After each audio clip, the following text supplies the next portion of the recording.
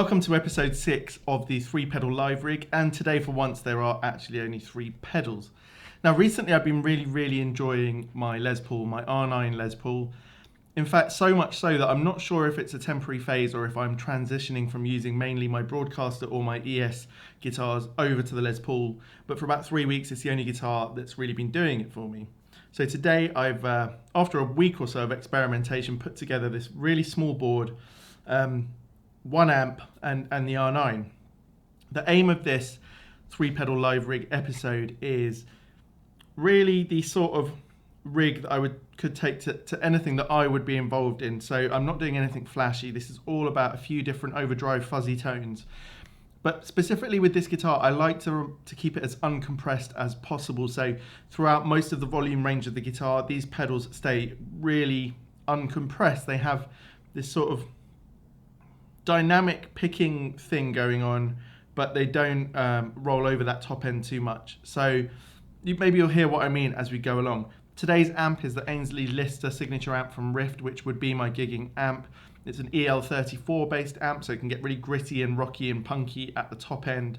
I'll show you how it's set, and let's hear a little bit of clean tone where my guitar's probably on 3 or 4 on the volume, and then I'll ride it up to 8 or 9.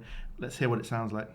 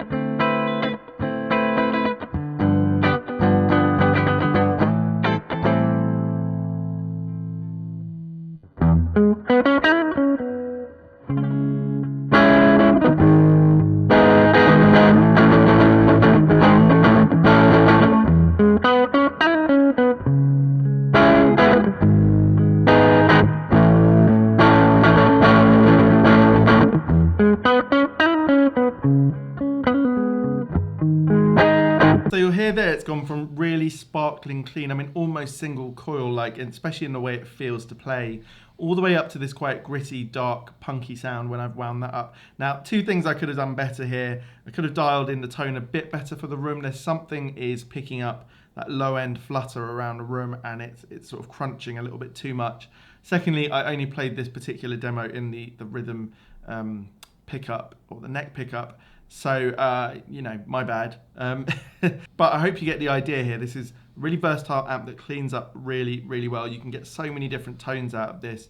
And I just find that sort of in this lower gain setting with the bright switch pulled out, so it's not on, so it's a lower gain output in total, it works really well with pedals. Right, the first pedal here is one you've seen so many times on the channel.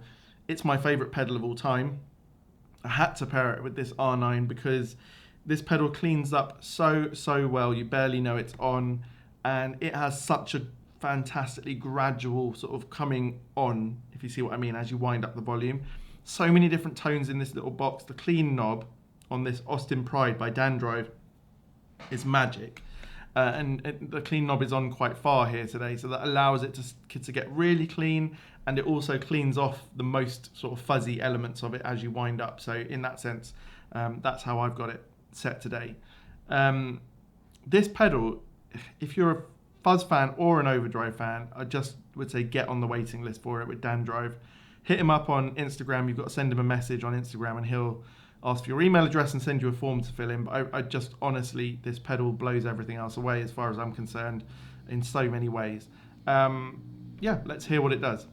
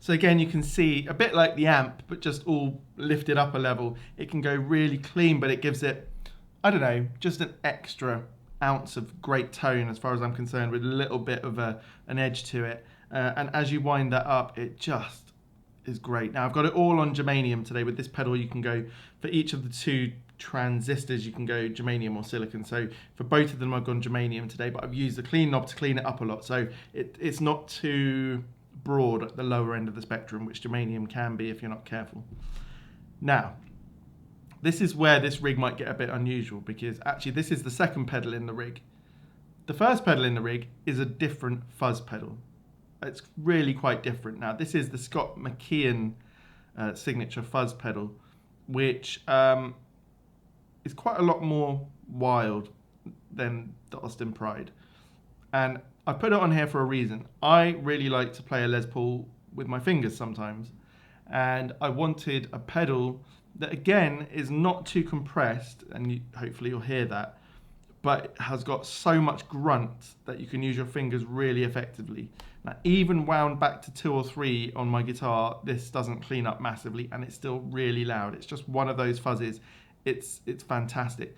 As you roll up your volume pedal or knob on your guitar, it's actually not going to get a whole lot louder, but it really is just going to get more and more fuzzy and more compressed. So let's hear what that sounds like.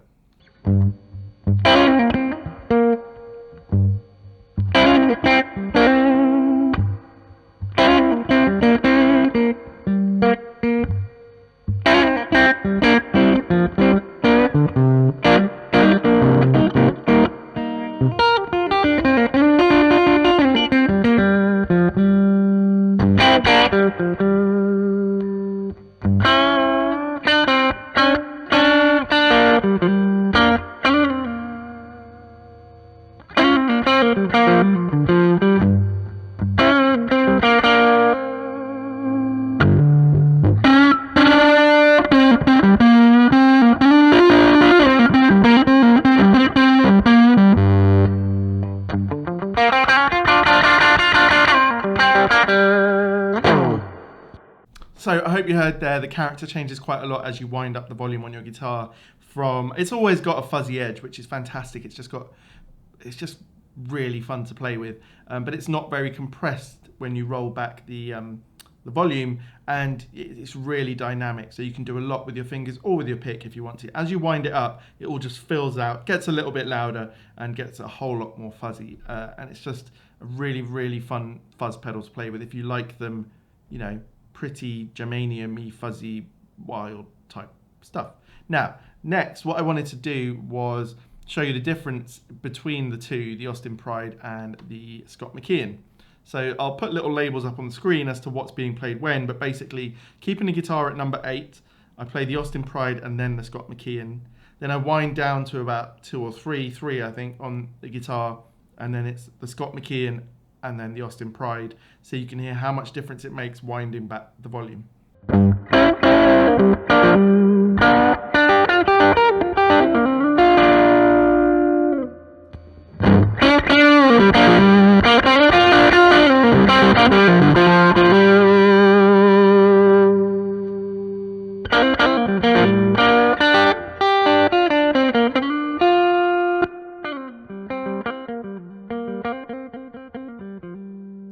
So I find between the two, it makes such a big difference how you use the volume control on your guitar. And overall, that just adds a massive amount of flexibility, which is one of the reasons why I'd have both of these pedals on the board. They offer something quite different. You can set them really differently from each other. But as we'll see later, they actually work quite well in conjunction together.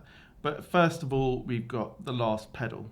So the next pedal is a 2-sided overdrive pedal, which you've actually not seen me use on the channel before. This is the Supreme by Mad Professor. Now, this is a pedal I think really made for Matt Schofield, who's a Strat player, so maybe not the wisest choice for a Les Paul. But in this rig, I didn't want the very recognizable sound of all the other pedals that I've used before. I wanted something different, something maybe, you know, a little bit more, what's the word? Not anonymous, that's not the right word, but really just a quite typical sounding overdrive, you know? You'll hear what I mean.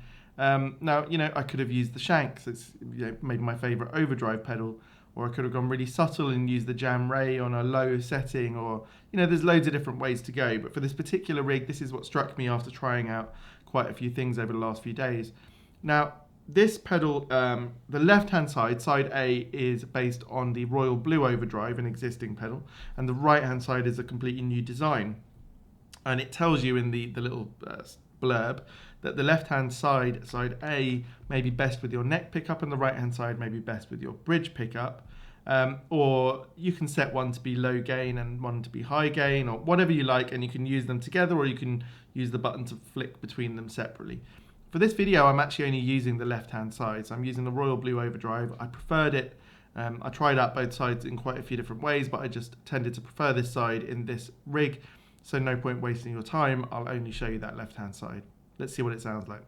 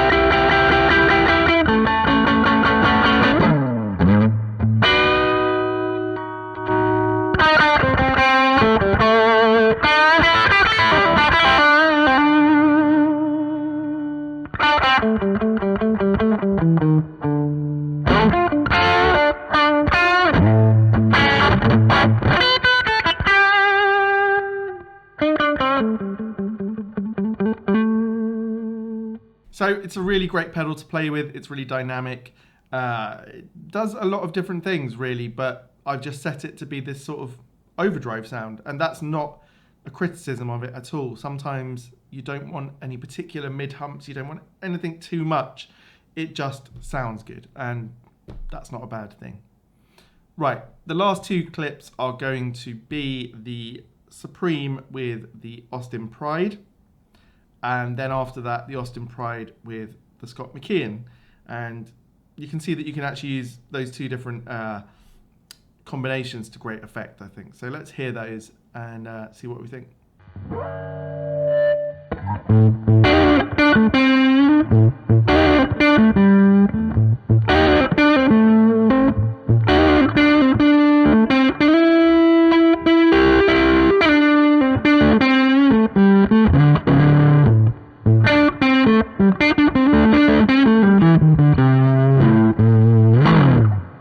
What I really like about that combination is it actually takes the best of both of the different pedals.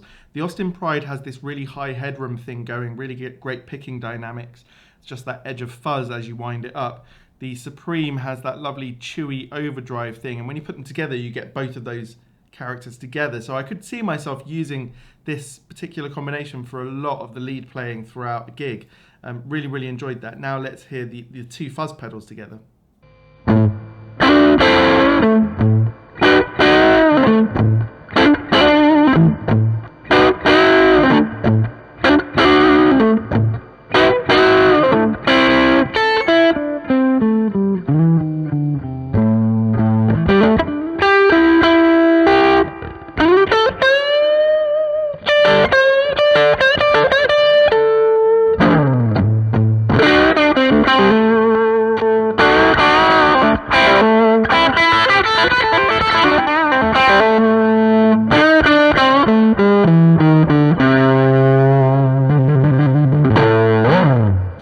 Well, that has a lot of impact. In the room it was massive and it was great to play, so much sort of power under the fingers. So you could use that for the most impactful parts of your gig, really, the most important bits of lead playing, or when you want to open up a really sort of massive tune.